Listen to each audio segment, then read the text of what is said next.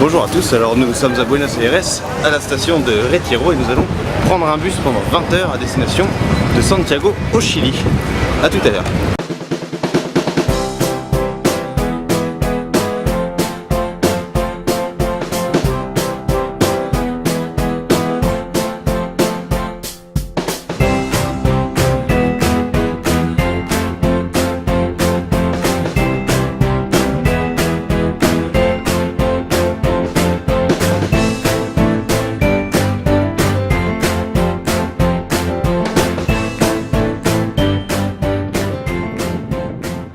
Après quasiment 20 heures de bus, on arrive à la frontière entre l'Argentine et le Chili.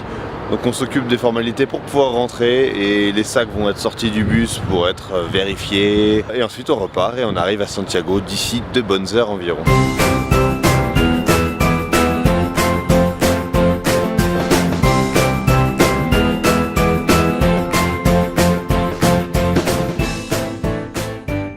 Alors si nous sommes à Santiago, c'est avant tout pour acheter une voiture car c'est bien plus simple que dans les autres pays d'Amérique latine. Voici donc les 4 étapes pour en acheter une. La première, il faut se rendre au centre des impôts qui s'appelle le SII pour obtenir un route, ce qui fera de nous des auto-entrepreneurs chiliens. Voilà, ça c'est génial. Deuxième étape, trouver la voiture. Et pour cela, on se rend sur les différents sites spécialisés afin de trouver notre bonheur. Ça y est, on a trouvé une voiture. Voilà la bête. ¿Podemos probar eso? Sí, Sí. se prueba. Yo te voy a explicar cuando demos la vuelta. Sí, ok, bueno. On a donc trouvé une voiture qui pourrait correspondre à nos attentes, dans nos prix et le modèle plus ou moins qu'on veut. Donc maintenant il va falloir chercher un mécanicien pour checker la voiture, savoir si elle est vraiment si bien que le vendeur le dit.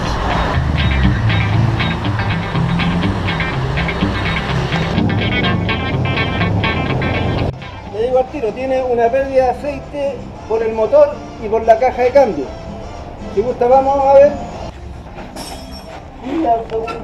Sí, ¿qué pasa? Aquí hay pérdida de aceite. Ah, perdí aceite. De motor. Aquí abajo se ve todo bien.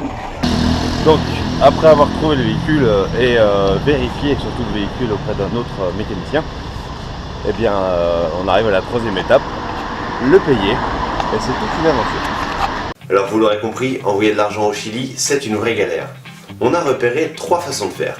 La première, c'est d'amener l'argent en liquide depuis la France, ce qui, vous le concevrez, n'est quand même pas terrible d'un point de vue sécurité. La deuxième possibilité, c'est de faire un virement international. C'est l'option qu'on a choisie nous et qu'on ne vous recommandera pas. En fait, il n'y a pas d'interlocuteur direct entre les banques françaises et les banques chiliennes, donc ils sont obligés de passer par des banques allemandes, espagnoles, puis chiliennes. Notre argent s'est perdu en cours de route, a mis plus d'1 mois à arriver au Chili, la voiture entre temps a été revendue. Une vraie galère. On vous recommande plutôt la troisième solution qui est de passer par Western Union.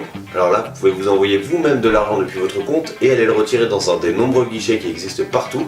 Vous pouvez monter jusqu'à 5 000 € par internet et vous avez des frais de 50 € environ. Finalement, c'est pas plus cher que de passer par Saint-Nom, quoi. Voilà, c'est la façon la plus simple, efficace et rapide qu'on ait trouvé. Si vous en connaissez d'autres, n'hésitez pas à nous en faire part dans les commentaires.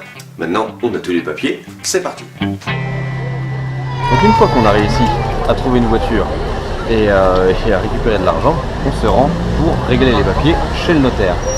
Le notaire, c'est pas du tout comme chez nous. En fait, on a l'impression quand on va aller chez le notaire qu'on va aller dans un vieux bureau avec un monsieur un notaire quoi. Et en fait non, ici ça ressemble plus à une préfecture et dès que les gens ont des papiers à faire, ils vont chez le notaire. Donc chez le notaire, on s'y rend avec le propriétaire de la voiture pour effectuer donc le changement de nom et ensuite on sortira avec le document provisoire comme quoi nous sommes propriétaires de la voiture. Ensuite, on va récupérer les papiers au registre civil.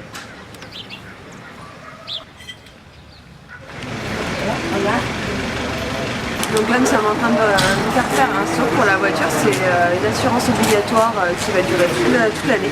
Et j'ai besoin de cette assurance pour pouvoir faire après les permis de circulation qui doivent se faire tous les mois de mars de chaque année. Sinon le véhicule ne peut pas rouler au Chili. Et donc ça coûte 18 000 €. Donc c'est à la municipalité qu'il faut venir faire le permiso de circulation. En fait c'est un papier qu'on fait une fois par an et donc c'est tous les mois de mars pour tous les véhicules qui circulent au Chili. Donc si vous avez une voiture et que vous êtes au Chili au mois de mars, on vient ici. L'étape suivante c'est de faire le contrôle technique.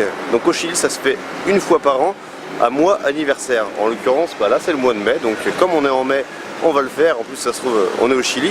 Par contre si vous êtes à l'étranger, pas de problème, vous pouvez le faire également à l'étranger dans les centres de contrôle technique, il y en a un petit peu partout.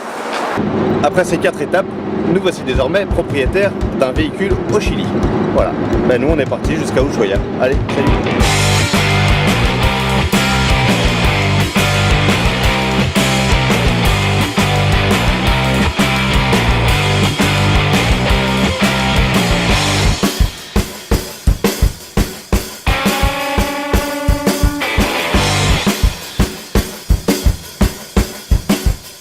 Alors si cette vidéo vous a plu, n'hésitez pas à la partager et à nous laisser des commentaires et des petits pouces verts, ça fait toujours plaisir. Et vous pouvez toujours nous suivre sur Facebook et sur Twitter, et bien sûr vous abonner à la chaîne YouTube.